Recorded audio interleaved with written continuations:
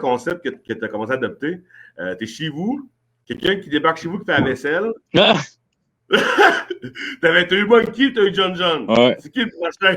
Ah, je sais pas, tu pourrais venir, toi, Big M, tu pourrais venir faire ma vaisselle. C'est tant que t'en parles, c'est une bonne idée. Ah oui, je peux faire ta vaisselle si tu veux. Ouais. Ça serait une très bonne idée, ça, d'ailleurs. Mais moi, j'adore le concept.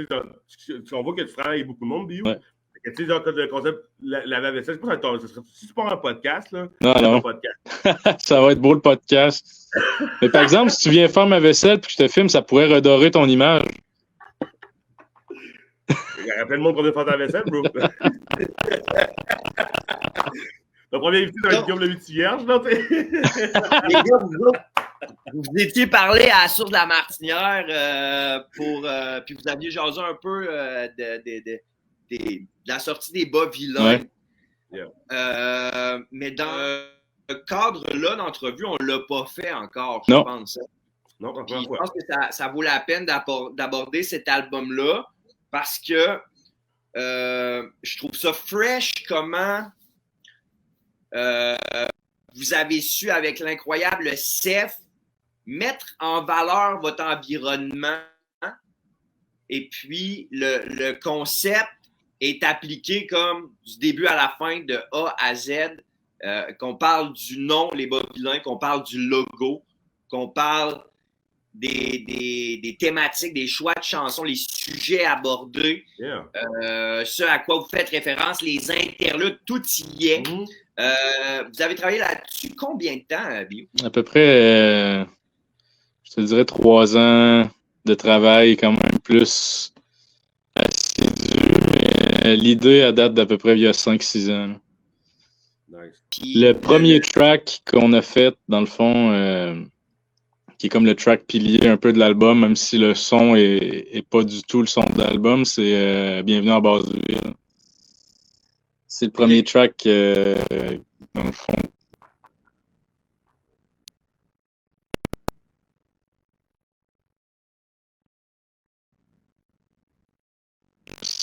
Chaque fois que j'essayais de le faire, je savais que ça allait pas être du rap, mais ça marchait pas. J'avais déjà checké. Ça a failli être Cindy, je pense, la fille qui faisait de la radio avec vous. Qui chantait. Ça a failli être elle qui fait le refrain. Finalement, ça n'a pas donné. On s'est pas entendu. Puis plus tard, quand j'ai rencontré Fred, puis tu sais, avec les tatous d'en face, puis tout le kit, le grain de sa voix, j'étais comme, c'est exactement ça que ça prend. Ça a bien fait que ça prenne du temps. Genre, tu sais, le refrain, on l'a enregistré cette année. Fait que, entre que la toune soit commencée, puis que la toune soit finie, il y a eu genre 5 ans, puis il y a eu l'album au complet, tu sais. Fait qu'il y a eu toujours de la commencer, vous avez fait l'album, puis vous l'avez terminé avec le refrain de M. Nelson, c'est nice. Pas mal, tu sais, je te dirais, mais tu sais, les tunes en tant que telles, ce qui est hot aussi sur l'album, c'est que toutes les tunes sont en ordre qu'on les a faites. OK. Création! Ouais, il y a comme pas de changement d'ordre dans les tunes, sauf les interludes qu'on a placés à la fin, puis l'intro, puis l'outro. Mais l'ordre des chansons en tant que tel, c'est l'ordre original des créations. C'est vraiment nice, ça. C'est vraiment une histoire. Les interludes, est-ce que c'est ce qui est à l'origine du fait que vous avez décidé de présenter les histoires de la Basse-Ville, aussi les vilaines histoires sur la chaîne YouTube de Mandré Musique? Parce que on entend des extraits, on entend des cotes des vidéos qui ont été enregistrées. Ouais. Mais dans le fond, à la base, ce qu'on voulait faire, c'était seulement un interlude avant la toune L'Armée de l'Ombre, parce que dans le fond, la toune L'Armée de l'Ombre, c'est comme une référence au documentaire L'Armée de l'Ombre qu'il y a eu en 99, qui a été fait par Manon Barbeau. C'est un documentaire, c'est punk de la Basse-Ville, de la Haute-Ville, Basse-Ville de Québec. Ouais. Puis Caillou était un des personnages principaux de ce documentaire-là. Fait que, avec L'Armée de l'Ombre, on parle un peu de ce qui est abordé dans ce film-là, puis tu sais, c'est quand même un ego trip au travers de ça, mais il y a des cotes de ce documentaire-là dans la toune. Fait qu'avant la toune, on voulait faire un interlude avec Caillou qui revient sur le documentaire. Mais en cogitant là-dessus, ce qu'on s'est dit, c'est que tant qu'à avoir Caillou qui vient faire ça, ben on va le filmer, puis on va faire un vrai retour sur le truc. Puis là, après, en cogitant encore plus là-dessus, on s'est dit, ben Chris, pourquoi qu'on n'invite pas comme les collaborateurs de l'album, puis qu'on met pas aussi de l'avant comme pour mettre en contexte l'album, ben, les témoignages de ces gars-là qui ont tous vécu dans le quartier Saint-Roch, qui sont plus vieux que nous même, fait qu'ils ont plus vécu que nous, puis ils connaissent mieux ça. Tu sais, nous, on est un peu plus les messagers de plein de monde que les gars qui ont particulièrement grandi dans Saint-Roch depuis 40 ans. Là, avec la tendance qui est actuelle aujourd'hui, qui est le rap, comprends-tu? Vous ah pensez ouais, le message? moi, je viens de la Rive-Sud au final, mais mon père m'a amené à Saint-Roch quand on était kids. J'ai vu quand même l'évolution. Puis, il y a un énorme travail de recherche qui a été fait sur cet album-là parce que les entrevues, pour ceux qui n'ont pas vu, les vilaines entrevues sont toutes supportées par des extraits de journaux d'époque, d'archives, des vidéos, des photos. C'est ça, tout est là. Fait que c'est super intéressant, autant pour quelqu'un qui l'a vécu, qui connaît ça, puis quelqu'un qui n'a aucune idée de quoi qu'on parle, ben, il va comprendre tout de suite. Même Denja, Clément, qu'on voit souvent comme le gros top dans ses vidéos, il est là à cœur ouvert, puis tu le vois, il explique plein d'affaires. C'est super cool. Fait que autant que tu as le point de vue des punks, autant tu as le point de vue des yo.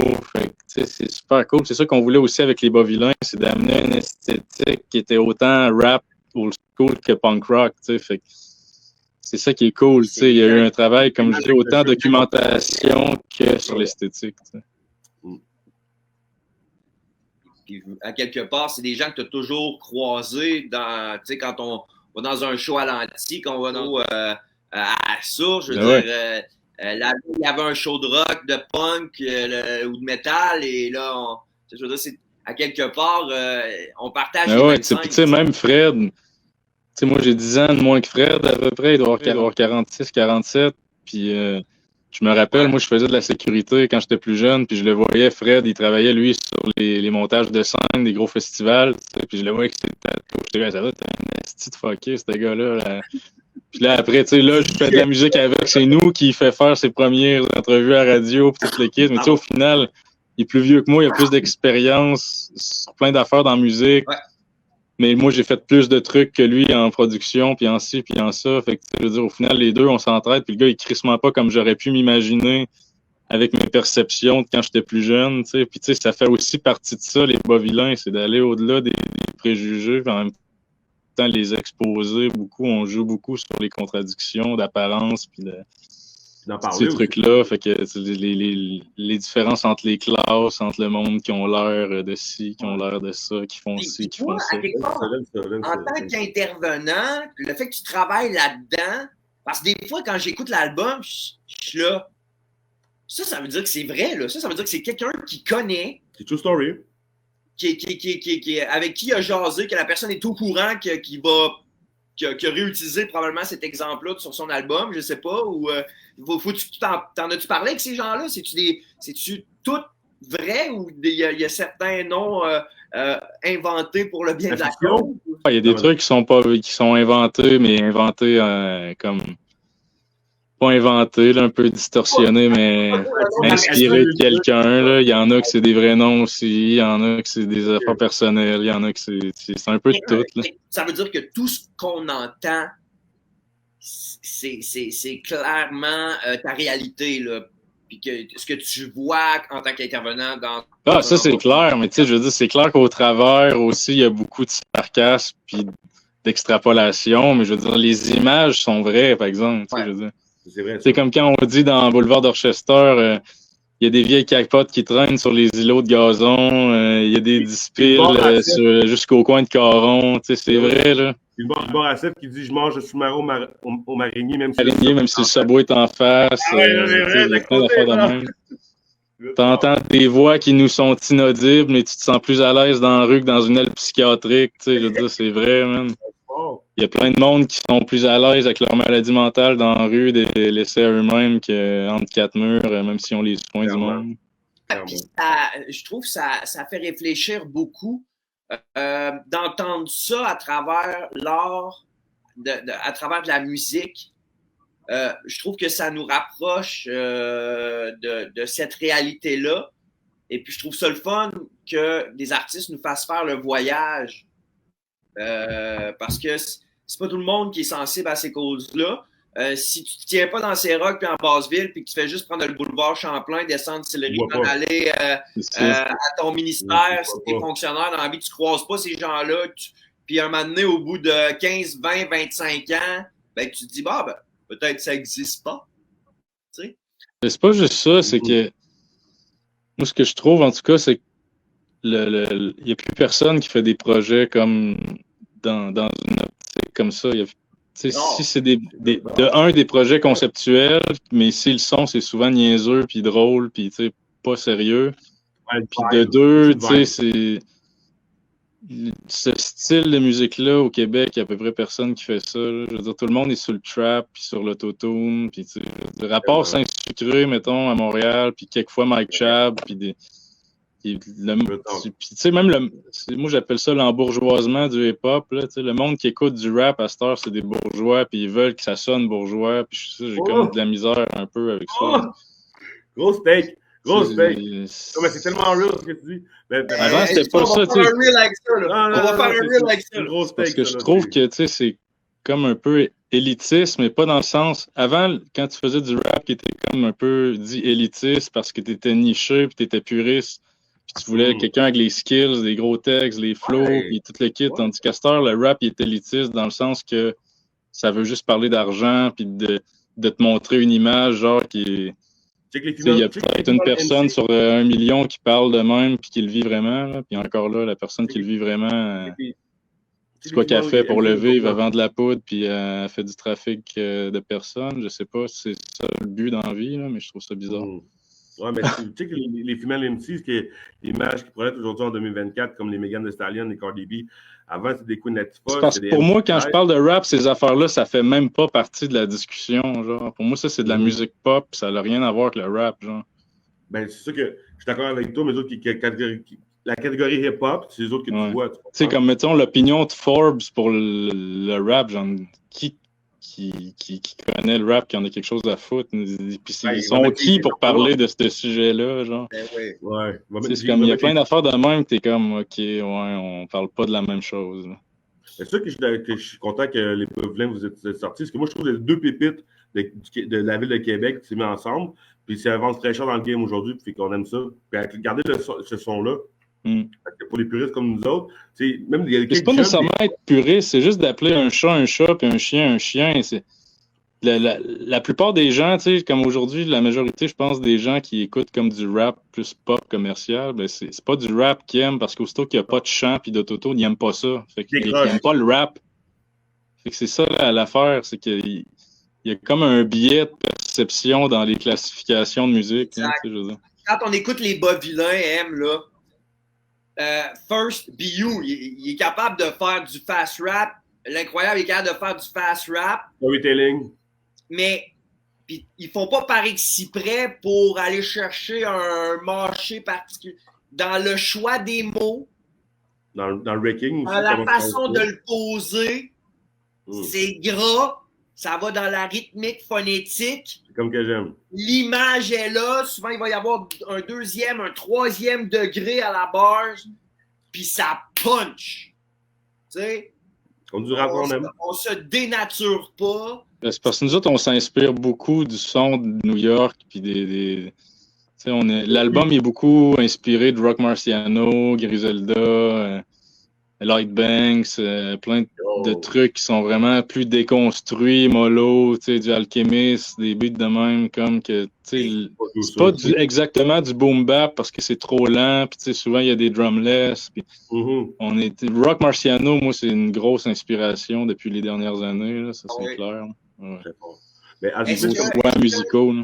Dans ton travail en tant que réalisateur, est-ce que ça vient influencer beaucoup? Parce que toi, tu as appris quand même très tôt à travailler le son. Je pense que tu fais tout de A à Z, si je ne m'abuse. Peut-être juste le mastering. Oui, juste le mastering que je fais pas. C'est Sam à Marseille qui fait ça. À Marseille? Rien de moins. Il fait du gros son. Dans le fond, Sam, c'est un des gars qui était dans Coloquin. C'est un vieux groupe de rap français. Puis ils ont souvent fait justement l'enregistrement, le mixage, puis le mastering pour IAM, Shuriken et compagnie. Ah oui, puis on les salue. C'est la même clique. On attend IAM à l'Agora bientôt aussi, ici à Québec. Les gars viennent faire Au mois d'août, je pense. Super cool, les gars. Je veux continuer à faire du pouce sur l'album des Bas Vilains. Il y a des nombreuses collaborations aussi là-dessus, les beatmakers là-dessus. Tu peux nous parler un peu de tout ça? Ouais, ben dans le fond, les beatmakers, c'est ça qui est cool parce que l'album il est quand même très homogène, mais les beats viennent tous de des beatmakers différents. Il y a Chuck James qui en a fait, il y a Ken Lo qui en a fait, il y a Carl Method, Laurent LLL, il y a qui donc là-dessus, le Reptile Rampant, Dusty de Montréal, Barbs, il y a un gars. Ah, comment? Une bonne brochette. Ouais, ben j'aime pas le dire de même, mais un éventail, mettons. Un bon éventail. J'aime bien aussi les beats. Ça, c'est une trouvaille qu'on a faite de Noise Emporium. C'est un beatmaker américain. Il y a 3 beats de lui sur l'album. Puis il y a beaucoup de tracks sur ses beats qui s'en viennent aussi. Ouais. J'adore son style, justement, dans le style Griselda, Rock Marciano. Là, il est comme plus dans ces eaux-là. Sinon, l'Enyem aussi a participé. C'est ça, des gros beats. On a vraiment passé beaucoup de temps à choisir l'esthétique musicale. On savait exactement quand on entendait un beat, ça va être sur l'album, ça le sera pas. C'était vraiment cool. Tu sais, justement, au début, quand on a commencé l'album, on avait comme une coupe de beats de lousse, puis comme on aurait dit que tous les beats qu'on avait, on était comme, Chris, c'est comme la base de l'album, ça, man. Le son est comme... La fondation de l'album, c'était Bienvenue à Basseville, Boulevard d'Orchester. Il y avait aussi Diamant Brut. Fait que, déjà, juste ces 3 tracks-là, on était comme OK, on a de quoi, là. Qui ont terminé les singles finalement, dans le fond, qui ont été les singles finalement. Ouais. Pour les clips aussi. Ouais, In and Out aussi était là. Fait que, c'était comme les 4 singles, quasiment, on les avait tout de suite en partant. C'est bon, c'est parfait. J'ai bien aimé la réaction des gens sur les vidéoclips. Je pense que vous avez eu beaucoup de plaisir à faire ça. Qui est derrière le travail de réalisation? C'est John partout? Moi, je faisais le storytelling, le storyboard, puis je m'arrangeais dans le fond. Moi, j'étais un peu le Manitou derrière tout, puis John était celui qui réalisait le truc, qui montait, puis quand on avait des affaires d'autres qu'on avait besoin. Tu sais, comme Boulevard d'Orchester, ça, c'est toute une firme qui l'a fait. Dans le fond, moi, j'ai pris toutes les images avec mon cell en photo, en vidéo. J'ai pris plein de photos de textures, puis de points de vue bizarres avec mon cell, puis je les ai garoché ça. Je les ai écrit à peu près qu'est-ce que je voulais, où, les éléments, ci puis ça, puis eux autres, ils ont fait les textes dessus en raboutant toutes les patentes ensemble. J'étais comme tabarnak, ils ont des malades mentales. Ils parlaient même pas français, ils connaissaient même pas Québec. Capoté, man. Ça a été une belle découverte pour eux autres, par exemple. Ils ont aimé les images que tu leur as envoyées toutes. Ça faisait, moi, depuis que j'ai commencé à faire de la musique, que je veux un clip de même, genre. C'est comme une des affaires que depuis longtemps je voulais puis que j'avais jamais réussi à atteindre. Mais pour moi, ce clip-là, c'est comme le summum de mes vidéos. Le Boulevard d'Orchester. Ouais. Ceux qui l'ont pas vu, là, il est solide, la vidéo, là. Pas être plate, là, mais j'en vis pas grand vidéoclip dans la ville après ce vidéo-là. Non, je pense qu'on l'a partagé aussi sur la page Facebook Rap Québec, mais on pourrait peut-être ramener la publication on top pour le bien de notre entrevue aujourd'hui. Vraiment, est-ce que vous avez eu l'occasion d'aller présenter cet album-là un peu? Parce que là, on fait une entrevue dans Rap Québec, mais on le sait, Frankie est un visionnaire avec Big M. On est toujours une petite longueur d'avance sur tout le monde. Je n'aurais pas dit de même, mais ouais. Non, mais c'est parce que je pense que Mandrill Musique, vous faites vraiment un travail professionnel de champion. Toute la démarche est légitime. C'est bon sacrifice. J'aimerais ça vous entendre sur Ici Musique. J'aimerais ça vous entendre ailleurs. Puis malheureusement,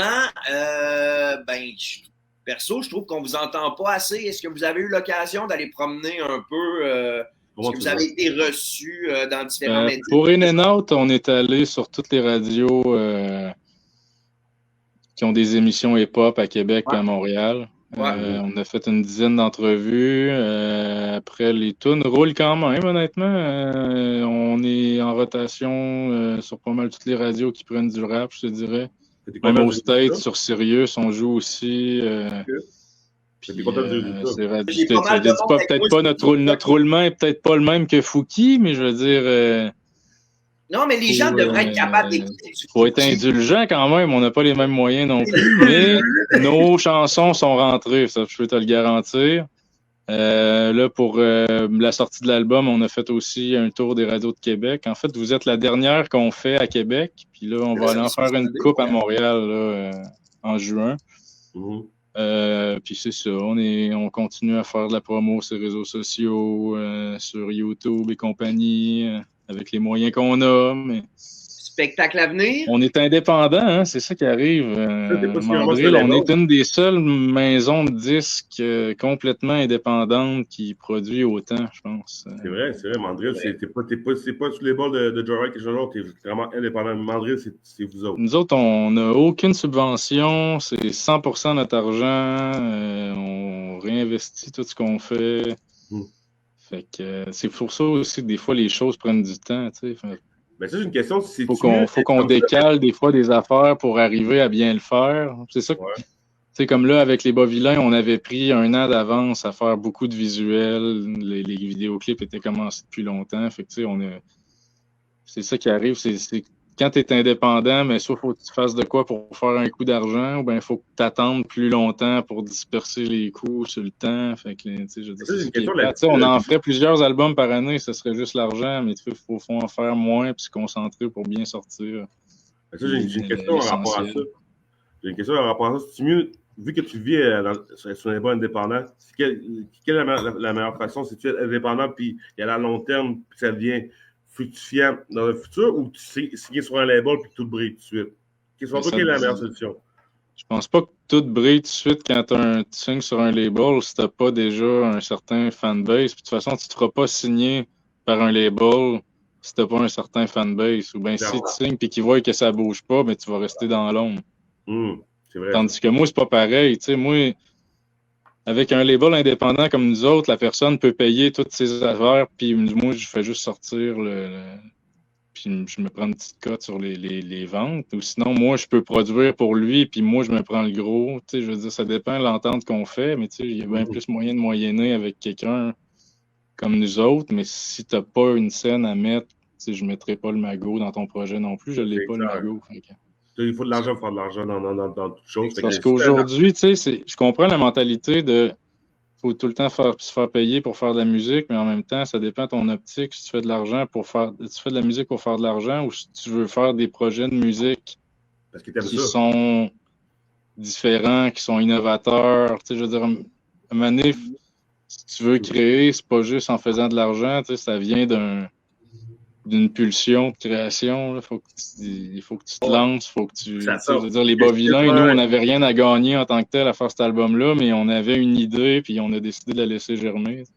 Je pense que ne serait-ce que pour rendre hommage à Saint-Roch et à la Basse-Ville de la manière dont vous l'avez fait. Ben, on voulait mettre notre brique à notre façon dans Saint-Roch, puis l'illustrer de la manière qu'on le voit. Puis vous l'avez très bien fait. Vous l'avez très bien fait. Moi, j'espère que des gens comme Annie Soleil, le matin, à TVA, prendra... J'ai déjà écrit, mais j'ai jamais eu de réponse. Dis à ça.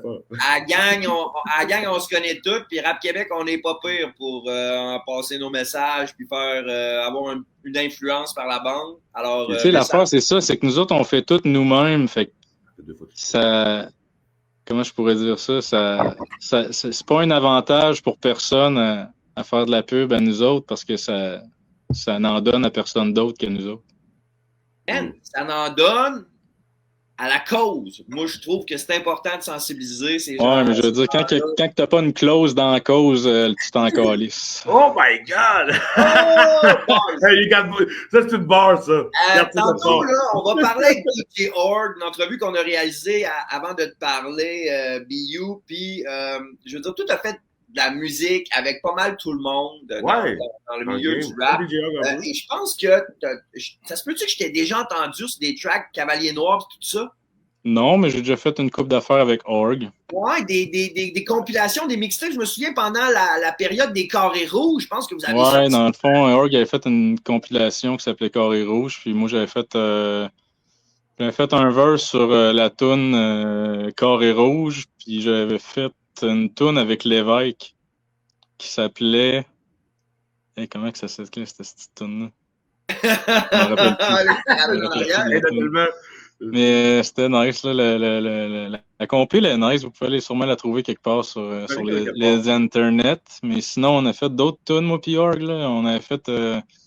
sur mon Bandcamp, il y a un album que j'ai fait en duo avec Lévesque en 2012. Puis il y a un track il y a un track avec des scratchs de Org. Puis il était sur mon track aussi qu'on avait fait à 50 MC, 6 DJ de partout dans le monde. Org est là-dessus. Puis on vient d'en faire une, les Bas Vilains puis 12 singes, là, qu'on va sortir éventuellement un jour. Je verrai un show Bas Vilains, 12 singes, moi, à Québec. C'est ça qui est cool avec les Bas Vilains, c'est que ça peut tellement aller polyvalent avec plein de trucs. T'sais. Comme là, on fait des shows avec Black Taboo depuis une couple de mois, puis Tactica, puis ça va super bien. Ça colle, c'est hot, même si on est bien différents au final. Mais faut avouer une affaire. Ça, là, je dois l'avouer, le Black Taboo, ils nous ont crissement aidés, puis ils nous ont influencés de la bonne manière pour bien des affaires, même sans le vouloir, tu sais. Les shows de Black Taboo, là, je veux pas être plate, là, mais c'est quand même un autre level de la plupart des shows de rap au Québec. Puis, nous, on voulait amener un côté un petit peu aussi drôle puis trash dans nos shows. Fait que, tu sais, il y a des affaires de Black Taboo qui nous ont influencés, tu sais, comme la manière de faire le show. L'énergie, les déguisements, tu sais, on est des personnages quand on est sur stage, là, tu sais, comme le petit chapeau que j'ai sur la tête présentement, là, c'était juste un petit hommage à notre vidéoclip parce que je porte pas ça dans la vie. Pour jouer. Hey, by the way, la toune avec Org puis Lévesque, c'est Écœurette Aigu, il vient de me texter, le salaud, il écoute. Salut Lévesque. On le salue. C'est là où je voulais m'en aller avec cette question-là, c'est que, tu sais, 30 ans de carrière, là, avec du recul, quand tu regardes ça, la carrière de pas 30 ans, là. Ok, 30 ans, DJR, ok, j'étais comme calvaire. J'ai pas commencé à 7 ans. Non. Mais tu t'en vas là pareil, mon chum. T'en es vers là. Mais ouais, Org, il est là depuis way back. C'est ça qui est cool aussi, c'est c'est une affaire que je respecte de Org, c'est que justement, il est quand même resté root. Ouais. Genre, tu sais, oui, il a fait des projets, tu sais, peut-être bien différents des trucs, puis des trucs qu'on pourrait dire whatever quoi dessus, mais je trouve que c'est un gars qui est resté quand même très humble, smart lui-même. Tu sais, il est vraiment chill. Il nous l'a dit tantôt. Il a les fondamentales. Tu sais, Org, là, bon, ben, ça s'écrit avec un H au RG, mais dans le cas de Félix, on dirait que les choses se passent toujours de manière très organique. Il y a une rencontre, une relation qui s'installe, un travail qui aboutit parce qu'il y a deux personnes qui sont inspirées par la même chose et qui collaborent ensemble. Ah ouais, moi, ça a toujours été ça avec lui. À toutes les fois qu'on parlait de faire un collabo pour l'un projet de l'un ou de l'autre, ça a tout le temps super bien été. Puis il travaille vite, le calice. Efficace. Ça vient pas dans ce temps-là. Ouais. Est-ce que tu as une anecdote à nous raconter concernant peut-être une rencontre ou un moment que vous avez vécu ensemble? Là, mettons qu'on veut ramener des anecdotes pour célébrer ses 30 ans de carrière. Ah, ben moi, je me rappelle quand j'étais allé rec le verse sur Carré Rouge, justement. Ouais. J'étais fait, je pense, one shot ou deux shots, de quoi de genre, mais tu sais, c'était intense en Chris. Il était comme, Chris, c'est nice, man, là après, les backs, man. Je pense que j'ai jamais recommencé autant de backs de ma calice de vie, man. Comme juste pour compenser le fait que la première shot était nice, man. Après, incapable de faire les backs tight, man. J'étais comme, what? Il te met en pression, ces backs. Là, maintenant, ça a fait de fuck off, man. On te replacera, puis c'est bon. Excellent. Le vœu, c'était parfait, mais là, je vais mettre de la pression sur les backs. On va s'en prendre là. Chez Mandrill Musique, là, les Bas Vilains, en ce moment, évidemment, c'est ce sur quoi vous concentrez vos énergies, mais est-ce qu'il y a d'autres artistes, parce que il y en a quelques-uns quand même qui t'accompagnent. Y a-tu d'autres projets qui sont à venir prochainement? Avec l'Énième, on commence à peut-être reparler un petit peu de musique. Je sais pas qu'est-ce qu'on va faire. Seth, il y a un album solo de prévu. Oui, qui s'en vient. Comment? Coupe ça, là, il est avec Mandrill? Ça dépend pour quel projet. Pour le projet avec l'énième, oui. Si on en refait un autre, oui. Il y a ses affaires de son bord. Il est là. Mais tu sais, c'est ça aussi, Mandrill. Là, moi, je m'en fous que tu sois signé ailleurs, mais quand tu es sur Mandrill, on fait un tel type de projet. C'est parce qu'il y a une optique aussi dans Mandrill. Tu ne viendras pas faire n'importe quoi sur mes affaires. N'apprends pas un vieux Faut singe. qu'on se mette d'accord pour une orientation. Comme on a parlé, moi puis Reptile, là, de faire un projet, puis là-dessus, on était d'accord. Si on fait un projet sous le Mandrill, on va le faire de telle manière. Puis c'est aussi ça un peu le but, c'est que si tu vas faire un projet avec un peu l'orientation de quelqu'un d'autre, ben c'est justement pour avoir une espèce de juste milieu, faire des choses différentes, puis s'apporter du bon des deux côtés. Ça, c'est ton brand. Tu sais, ton brand, il faut qu'il représente une sauce, quelque chose d'unique en son genre, tu comprends? Ben oui. Tu ne veux pas ressembler à l'autre qui est à côté avec sa tablette. Là.